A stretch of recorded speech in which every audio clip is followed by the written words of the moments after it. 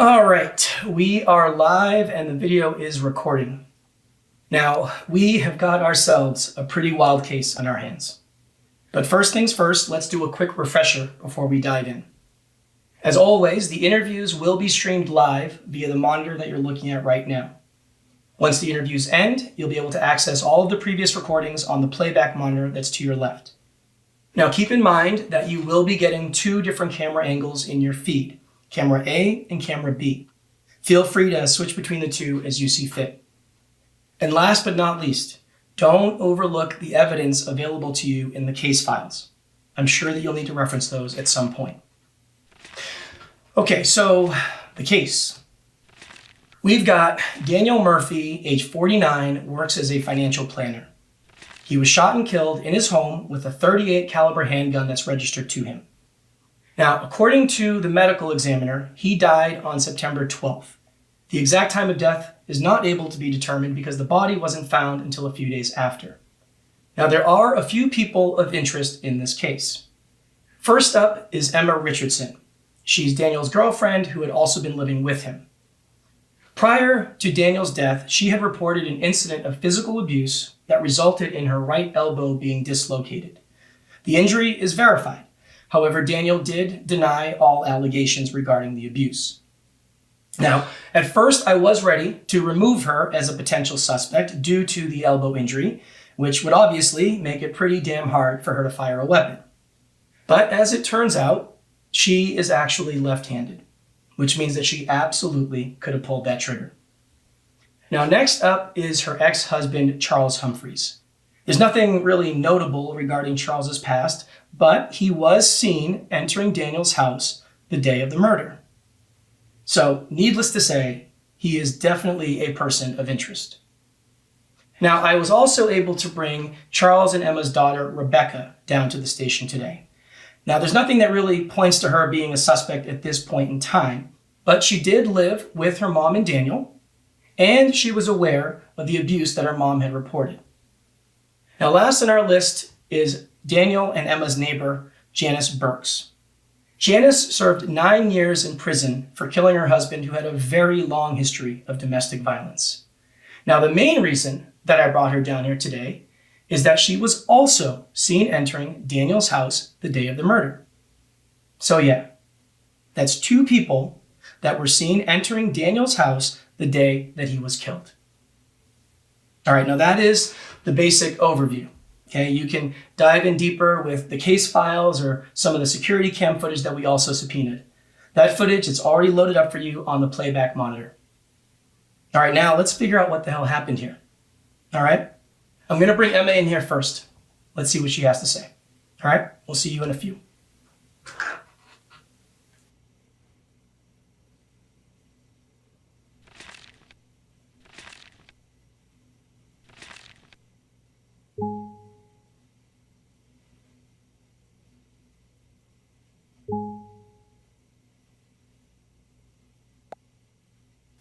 All right, Emma, we are recording. Today is September 19th. I am Detective Martin Ruiz, badge number 7621, and with me here today is Emma Richardson. So Emma, can you please go ahead and spell your first and last name for me? EMMARICHARDSON. Thank you. And can you please acknowledge that this statement is being video and audio recorded and that you are consenting to this recording? Yes, that's correct. All right, and lastly, I just need you to acknowledge that we've already gone over your rights and that you are willfully making this statement. Yes, that's also correct. All right, thank you, Emma.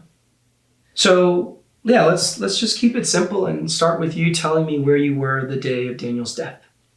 I was staying at a motel. And which motel would that be?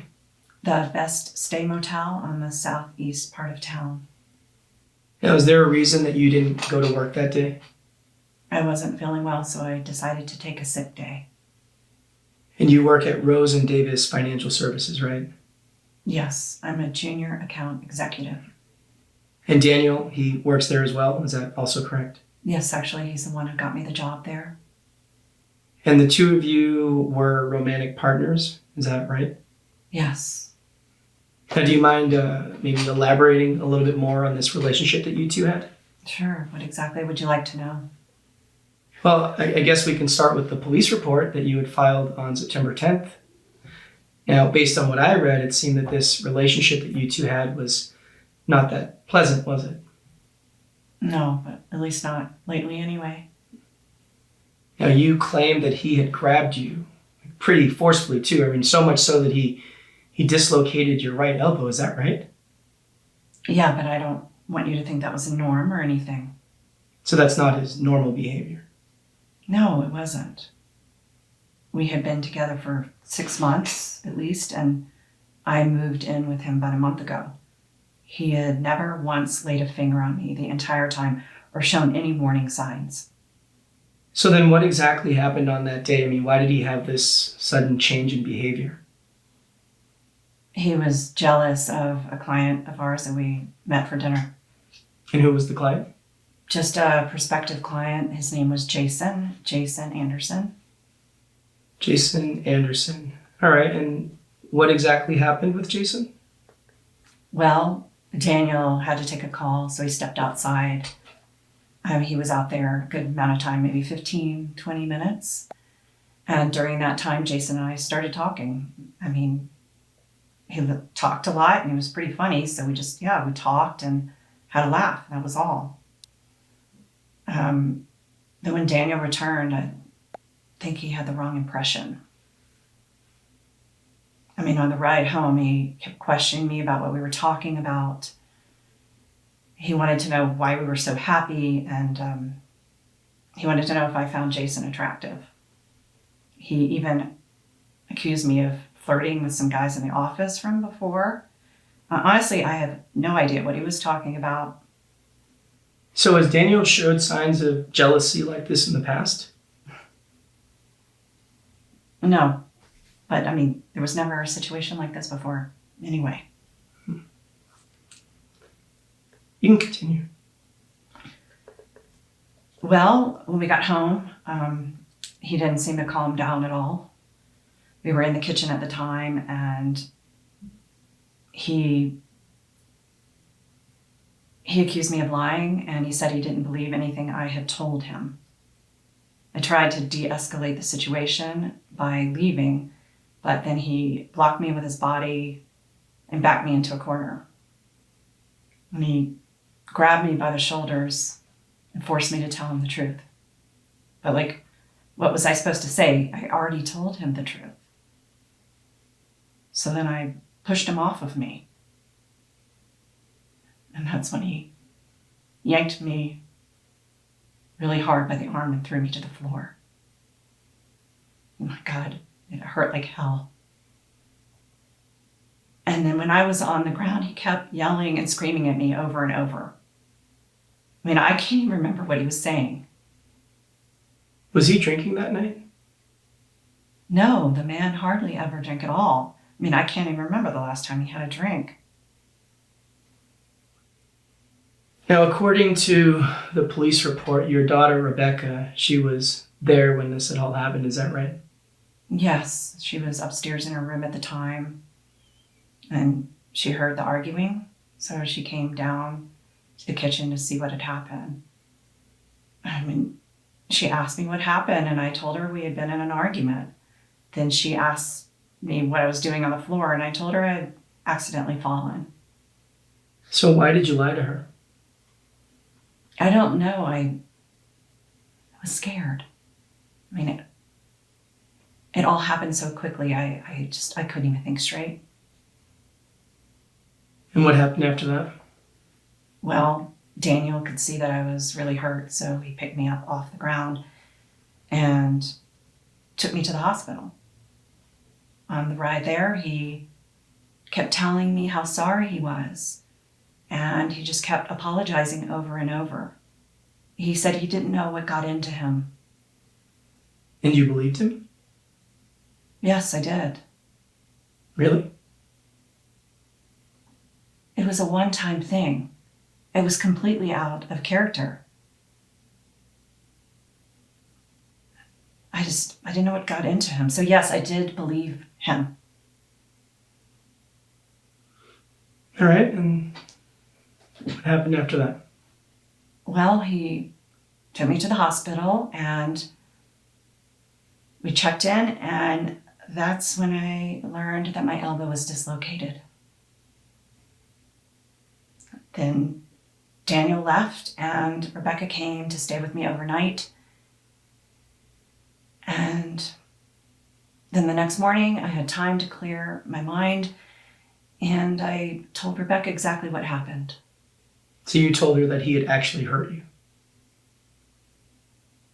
Yeah, she wanted me to press charges with the police, but honestly, I was hesitant. I didn't want it to turn into a big thing. But this was a big thing, was it not? I don't know, maybe. I mean, it was a big enough deal that you felt the need to file a police report, right?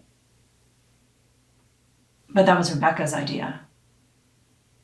But yes, I was released from the hospital. We stopped and got some pain medication for my arm. And then we went to the police and filed a report. Then we went to the motel, I checked in, and Rebecca left to stay with her dad. And her dad, that's Charles, right? Yes, Charles. So was Charles aware of the assault that had happened? Yes, I told him that night. Was anyone else besides Charles and your daughter Rebecca aware of the assault? And the only other person was my neighbor, Janice. She must have heard the screaming because she texted to see if everything was okay. I wrote her back that same night and told her exactly what happened.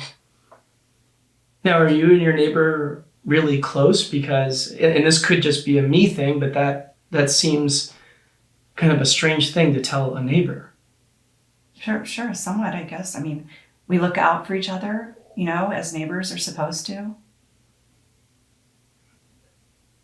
Now, I'm wondering, do you think that maybe one of those three would have a reason to kill Daniel? I mean, considering they now know how abusive he can be, I mean, maybe that was enough to push them over, the limit to maybe take matters into their own hands? Absolutely not. But what about you? Was that enough of a reason for you to kill Daniel? Maybe make sure that he never lays a finger on you again? Absolutely not, no. Like I said, it was a one-time thing. It wasn't that severe. Wasn't that severe? Emma, I'm staring at you and you have a dislocated elbow. Now, I don't know about you, but to me, that is pretty damn severe. Look, the guy got jealous, okay? I mean, he'd been under a lot of pressure at work and he was in a shitty mood. He made a really poor decision that he immediately regretted. Is it okay that he hurt my arm? Of course not. But we can't change the past. And I do believe he was truly sorry. Okay. Fair enough. So Emma, is there anything else that you feel that I should know about this whole situation? None that I can think of. All right. We're going to take a little break. Just ask that you just hang here for a bit, okay? Okay. All right.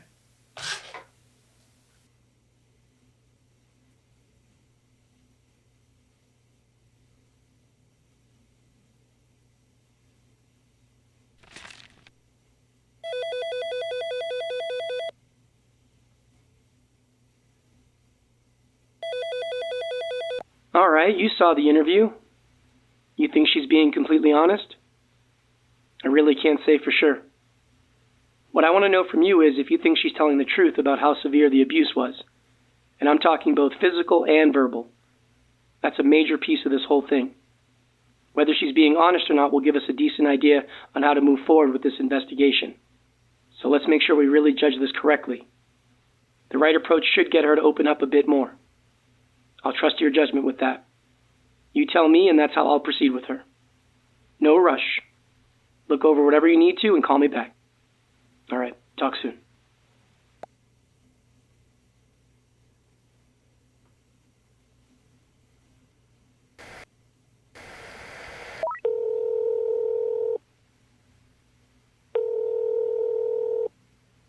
Hello? Okay, so you think she's telling the truth about how severe the abuse was? I'm not 100% sure I agree. But like I said, I'll trust your judgment. I'll get the interview back up in just a sec. Okay. Bye.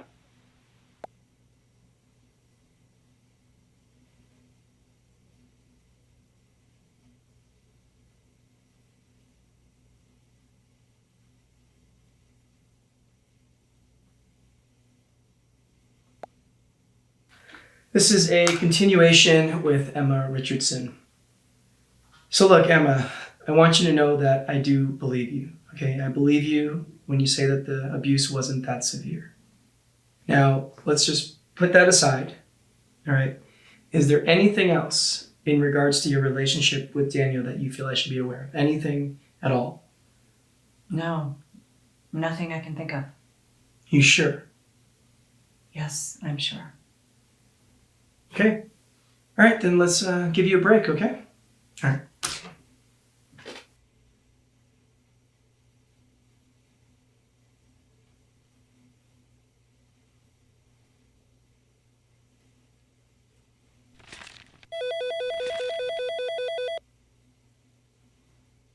All right, that's a good enough start with her for now.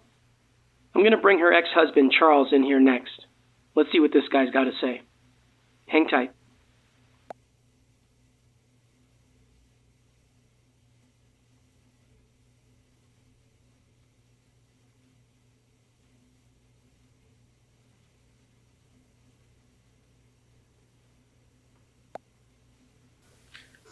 All right, Charles, we are recording. Today is September 19th. I am Detective Martin Ruiz, badge number 7621. And with me here is Charles Humphreys. So, Charles, we'll just start with you spelling your first and last name for me. Okay. CharlesHumphreyes. And can you please acknowledge that this statement is being video and audio recorded and that you are consenting to this recording? Yes, I do.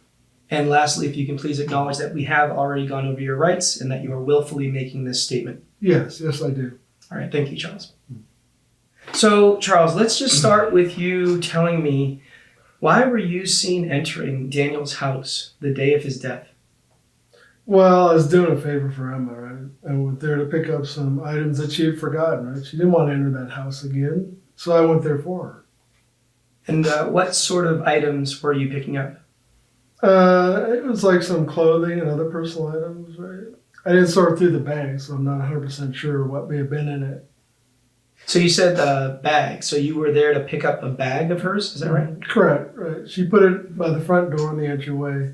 I walked in, I grabbed the bag, and I left. And Charles, you're a realtor, is that correct? Yes, that's correct. So that means you get to pretty much set your own hours, right? To an extent, sure. Now, you didn't have any appointments or any meetings that morning? That is correct. So, did you see Daniel when you went inside the house? No, I didn't. I didn't see his car in the driveway either, so I just assumed he wasn't home. But look, I didn't even go in the house. I just went in the entryway, I grabbed Emma's bag, and I left. That's it. Now, are you aware that Daniel had been killed on that day and that his body was found inside that house? I'm aware of it now, but at the time, no. I wasn't aware of it at the time. So what do you know about Daniel's death? I know that he was apparently shot and killed. I'm also aware it possibly could have been a suicide, that he took his own life. Do you believe that? Do you believe that he took his own life? Certainly seems like a possibility, yeah. So how well did you actually know Daniel? Not well at all. I mean, I mostly knew about him through Rebecca, right? I only personally met him a few times. A few times that I did meet him in person, I mean, he seemed like a pretty cool guy, right? He was friendly and upbeat, you know? Just a good all-around guy. It wasn't until much later that I learned about him abusing Emma. I need to say that changed my opinion of him real quick. Yeah, I could imagine. So tell me about Emma. What is your relationship like with Emma? Emma and I are on pretty good terms, all things considered. Right? Like, we were married for almost 20 years. You know, we had Rebecca. Everything was going really well. But, I mean, slowly things just didn't work out like we had hoped. So we got divorced about 2 years ago. I mean, it wasn't an ugly divorce or anything like that. But we both agreed that it wasn't working out, so we decided to call it quits, right? And here we are. So do you still stay in touch with her? It's not like we're best friends or anything like that, but we have a daughter together. So yeah, we are in touch from time to time. And do you still care for her? Not in a romantic way, no, but as a person and the mother of my child, yes, I absolutely do care about her. So would you be willing to do anything for her? What, like murder? Yes, Charles, like murder. No, of course not. Look, I would be willing to do almost anything for her because I still care about her. But murder, no, absolutely not. So you're telling me that you did not kill Daniel when you went inside that house? No, of course not. Look, I told you I didn't even see the guy, but if I did, I'm not going to kill him. So what about Emma? You think that maybe Emma killed Daniel? I mean, she's got more reasons to kill him than anyone else. No, Emma didn't kill Daniel. That's ridiculous. And how can you be so sure about that? Because she's not a killer. She's like the sweetest person I know. Well, what if she maybe hired someone or got some help? You don't think that that's possible? No, I don't think that's possible. Well, look, Charles, the reality is that somebody killed Daniel, okay? That is a fact. Now, we know that Emma has been on the receiving end of his abuse, all right? Now, that has got to be scary as hell for her. Okay, now, Charles, I'm not saying that Emma killed Daniel, okay? But, Charles, we at least have to entertain the idea that maybe she wanted him dead. Now, I don't think that that's far-fetched at all. Hell, Charles, I have seen people killed for far less, all right? So you don't think that Emma maybe just wanted him dead? You don't think that that's possible? Look, I have no doubts that she wanted this man out of her life. That's obvious. But to think Emma would wish death upon him or anybody else for that matter? No, I don't believe that. I do not believe that she wanted him dead. No. You really don't? No, I really don't. All right, Charles, we're going to take a short break, all right? Just ask that you sit here for a bit and I'll be right back, all right? Yeah, no worries.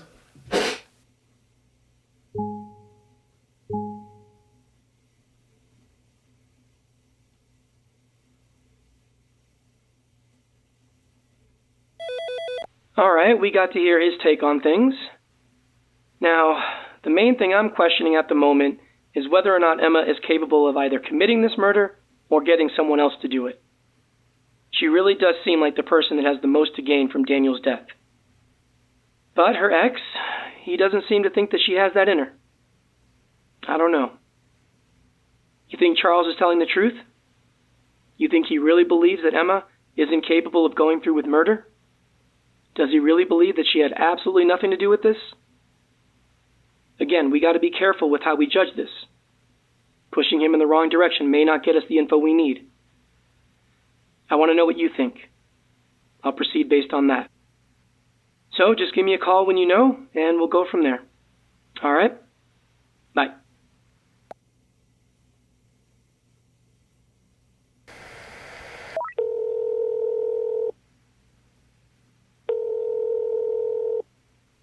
Hey.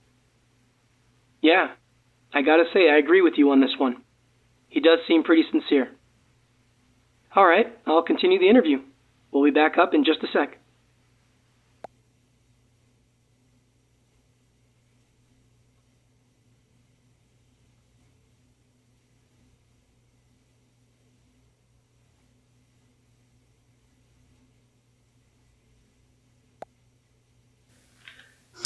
This is a continuation with Charles Humphreys. So Charles, I do think that you're being honest about Emma, all right? You really don't think she had anything to do with this, and I do believe you. Well, that's good because that's honestly how I feel. And like I said before, she is not the kind of person to wish death upon anybody. She is by far the most caring person I've ever met. So Charles, I hear you, okay? But since you didn't kill Daniel, and if Emma had nothing to do with this, well then, that means there must be somebody else, right? So, do you think that maybe Rebecca may have had some... No, of course not. This has absolutely nothing to do with Rebecca. Okay. Well, then I guess that puts us back to square one then, doesn't it? I guess so. All right, well, Charles, that'll do for now, all right? Let's get you out of here for a bit. Okay.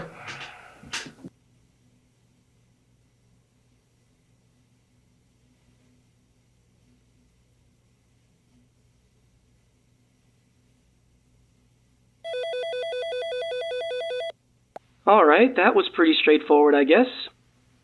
You know, I didn't want to bring up the neighbor Janice as a suspect to him quite yet. I want to hear from Janice first. So let's go ahead and do that. I'll go get her and we'll get the next round going. Okay, bye.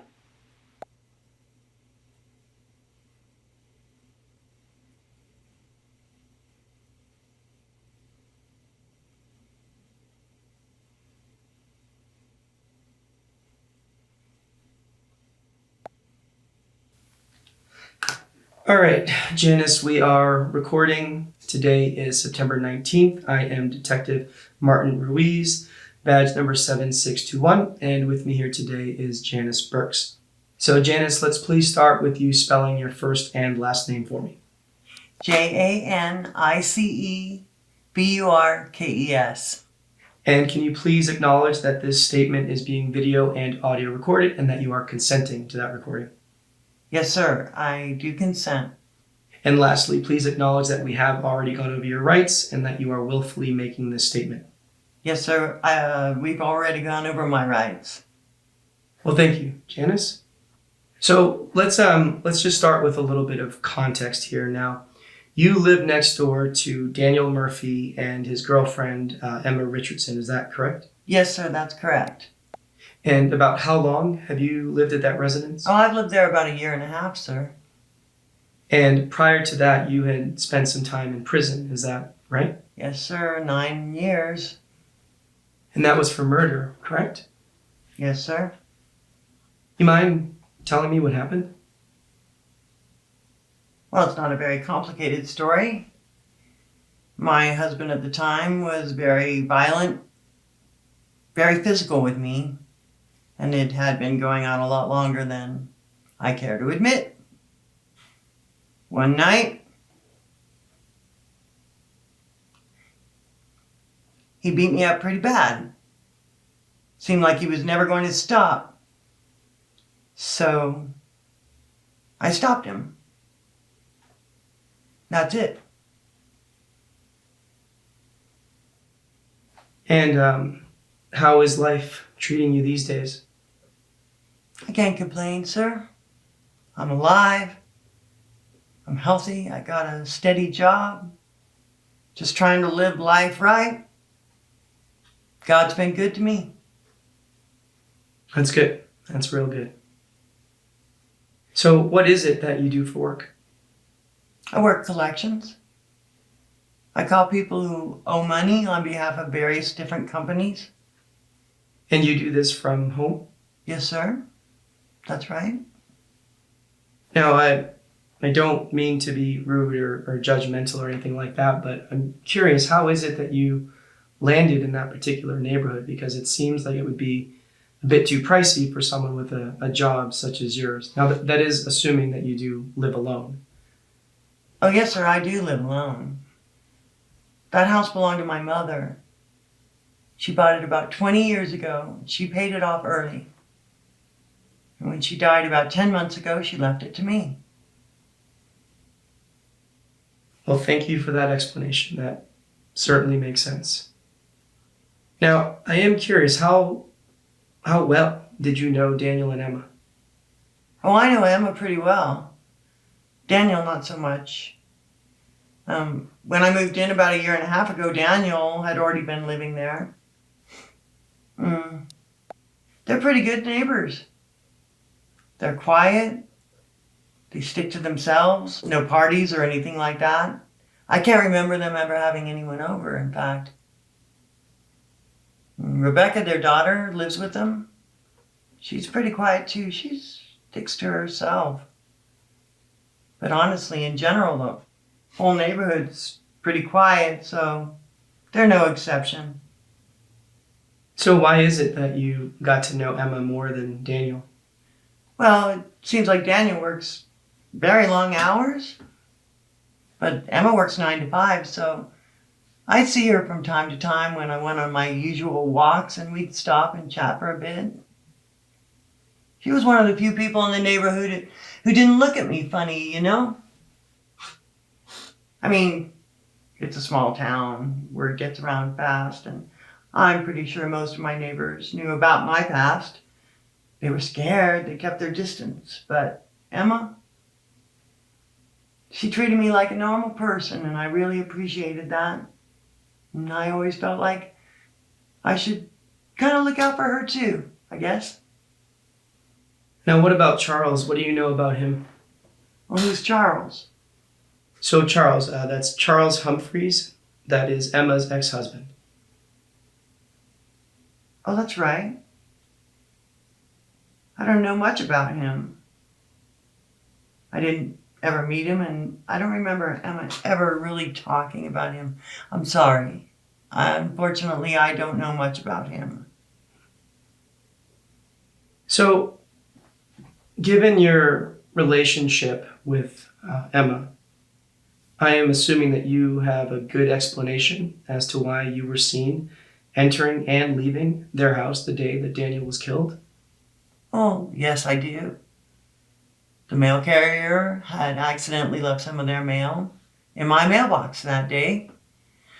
We've had some trouble with porch pirates recently, so I thought I should just take it over. I didn't want to leave it on their doorstep or anything, so Emma had told me about the spare key to use in case of emergencies or whatever, so I just used the spare key. I opened the door, I dropped the mail off in the entryway, and I left. Now, was Daniel home? Oh, not to my knowledge. I mean, his car wasn't in the driveway. That's where he usually parks it. And I didn't see him in the house either.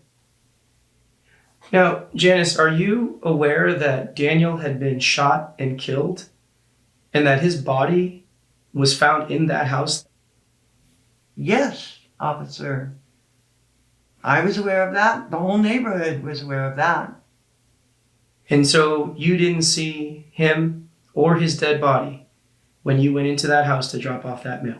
Oh, no. I mean, like I said, I just went in, dropped the mail off in the entryway, and then I left. Janice, did you really go into that house to drop off mail? Yes, officer, I really went into that house to drop off mail. All right. Well, look, Janice, we are going to take a real short break. I ask that you just sit here for a second. I will be right back, okay? Okay. All right.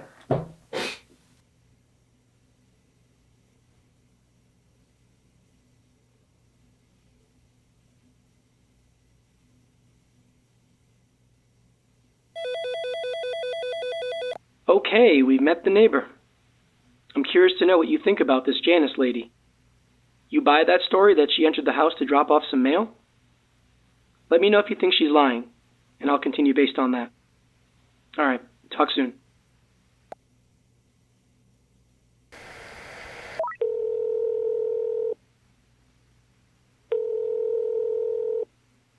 Hey. Okay, so you think she's being honest? You think she really did enter the house to drop off some mail? Well, I guess anything's possible, right? Let's roll with that. All right, I'll get the feedback up and running in just a sec.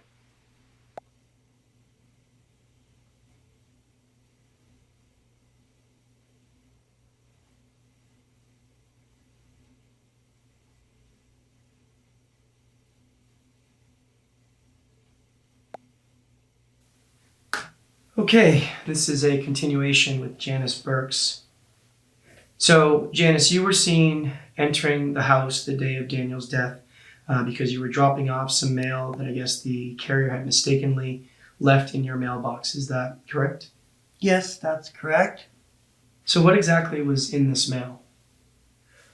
I think it was just a few envelopes, but I didn't really carefully inspect the mail or anything like that.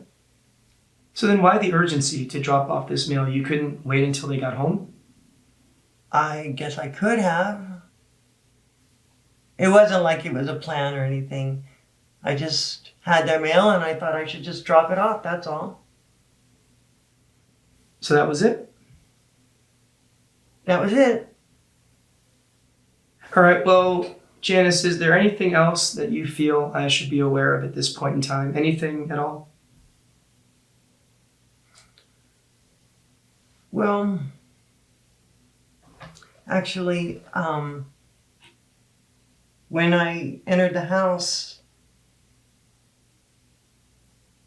I looked around and I saw Daniel's body in the bedroom. But I didn't think it was a good idea for me to tell you that. You didn't think it was a good idea to tell me something so important? That would have put me at the scene of the crime, right? You know I'm a convicted felon. I didn't want you guys to think that I did it. Okay, Janice, that is a major omission. So you lied to me. I know. I'm sorry. I wasn't thinking straight. Well, was he dead? Yes.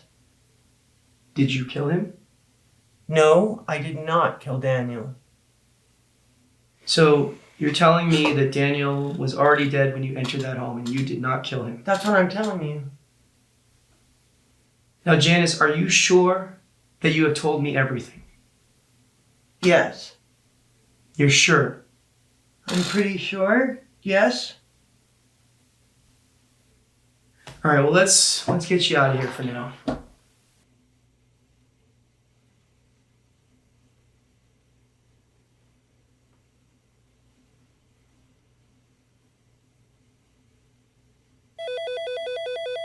Well, that was unexpected.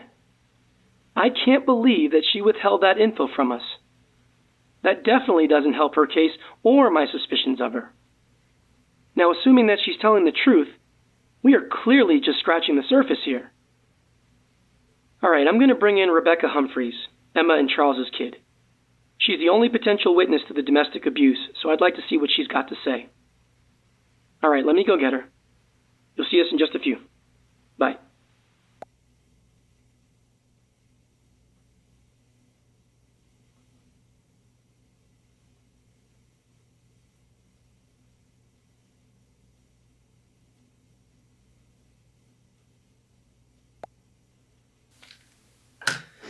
All right, Rebecca, we are recording. Today is September 19th. I am Detective Martin Ruiz, badge number 7621. And with me here today is Rebecca Humphreys. So, Rebecca, can you please spell your first and last name for me? Yeah, first name is Rebecca. Last name Humphreys, Humphrys. Thank you, and can you please acknowledge that this statement is being video and audio recorded and that you consent to this recording? Yes, I do. And lastly, just acknowledge that we have already gone over your rights and that you are willfully making this statement. Yes, I am. All right, Rebecca, let's start with you telling me where you were at the day of Daniel's death. Yeah, so that day I was over at my dad's house. So you were at your dad's house, but you don't live with your dad, do you? No, I don't, but I do stay with him sometimes. And you were there the whole day? Yeah, I don't really remember any reason to leave that day. So can you remind me, how old are you? I'm 20. So you're 20. Mm-hmm. And you are a student at Fisham Community College, is that correct? Yeah, that's correct. So you didn't have any classes that day? Well, I mean, yeah, I did, but I had a very important paper that was due for my intro to psych class the next day, so I decided to stay home and focus on that instead, since my other classes weren't important. Now, your dad, he wasn't at home, right? He was at work? Yeah, that's right. He usually doesn't get home until late in the evening. So is there anyone that can corroborate that you were at your dad's house the whole day? I mean, like, sort of. I work at the main coffee shop at the school, and I had texted one of my coworkers asking if he could cover my shift for that day. So you didn't go to work that day either? No, I didn't. Like I said, I wanted to focus on my paper. Now, I'm going to ask you a question, and please be honest, okay? Please. Do you think that either of your parents had something to do with Daniel's murder? No, of course not. Now, I'm not asking you if they killed him, just if they may have possibly had some involvement. Now, based on the history, you don't think that that's possible? No, absolutely not. Like, no, I know my parents. It's not possible. Okay. So how long have you been living with Daniel and your mom? We officially moved in like about a month ago or so, but my mom had practically been like living over there like 3 or 4 months before that. And you were aware that there had been some domestic issues during that time between Daniel and your mom, correct? Yeah. Can you elaborate?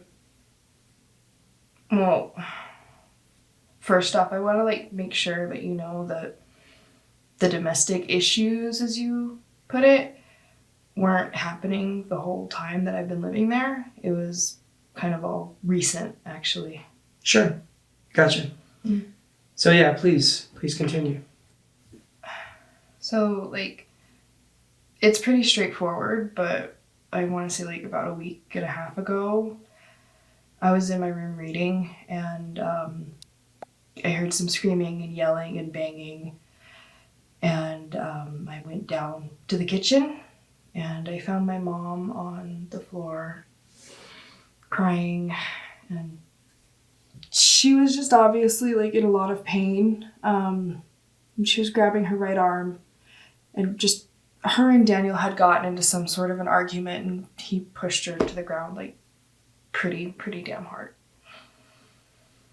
So did you see him push her to the ground? No, I didn't, but it was pretty obvious that that's what had happened.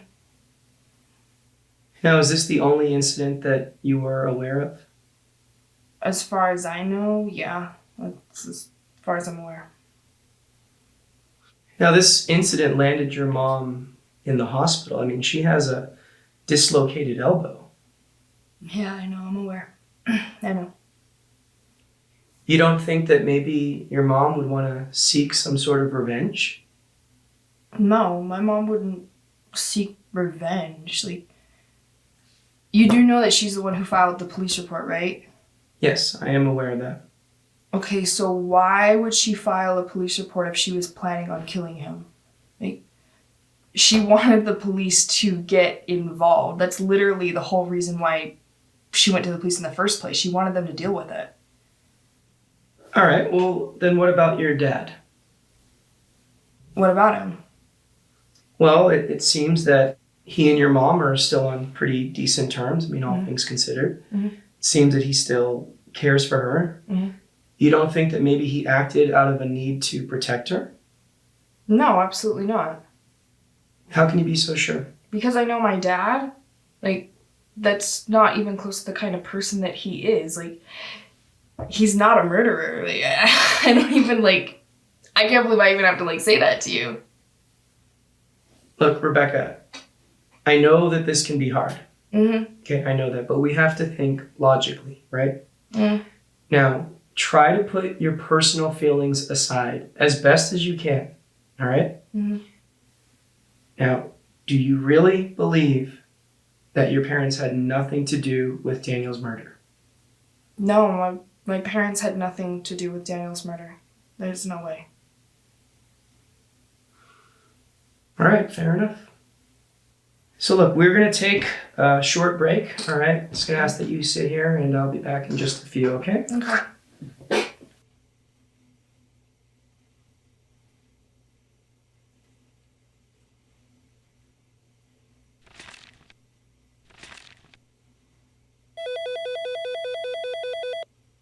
All right, so there's still a lot to unpack here.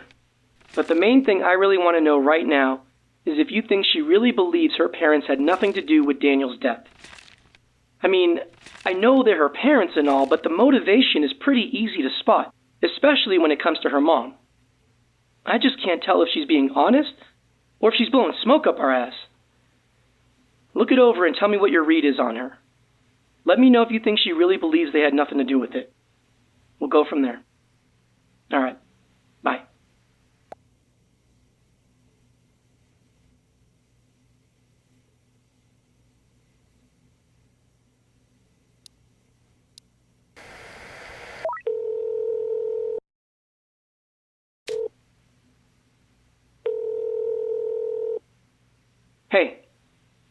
So you think she's being sincere? I can see that. She does seem to believe her parents weren't involved. Now, whether they were or not, that's a whole other story.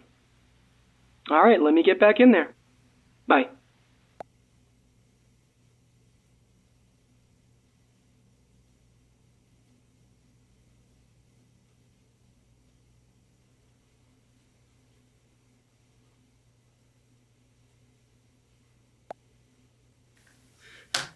Okay, this is a continuation with Rebecca Humphreys.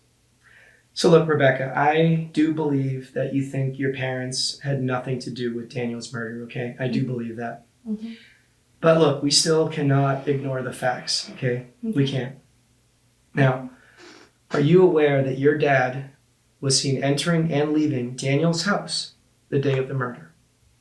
No, I didn't know that. I wasn't aware of that fact. No. Yeah, the whole thing was caught on security cam. Mm-hmm. So now with this new information, does that change your perspective at all? No, not at all. I mean, if my dad was seen entering the house that day, then I'm sure he has a perfectly good reason for it, but murder's definitely not the reason. It doesn't make any sense. It can't be. All right, so Rebecca, look, so if your parents were not involved and you were at your dad's house the whole day, then you tell me, what is your theory on what happened to Daniel? Look, I don't know. I don't know, okay? I really don't. What I do know is that Daniel wasn't this perfect guy that everybody seems to think that he was. I mean, he had two personalities. Sure, everybody saw the clean-cut business guy, but behind closed doors, it was a completely different story. What do you mean? I mean, he was mentally unstable, okay? He could be a real piece of shit, especially when he was drinking. Probably got really drunk, got all depressed, and then just shot himself. I mean, I could see that happening. Have you guys ever considered that maybe nobody actually killed Daniel? Yes, Rebecca, of course we've considered that. We've considered all possibilities. Okay, then I really don't know what to tell you because that's all I can think of. I don't know. So there's nothing else that you feel that I should know? No, not that I can think of. No. All right, well then let's take a break. All right, you can step out of here for now, okay? Mm-hmm.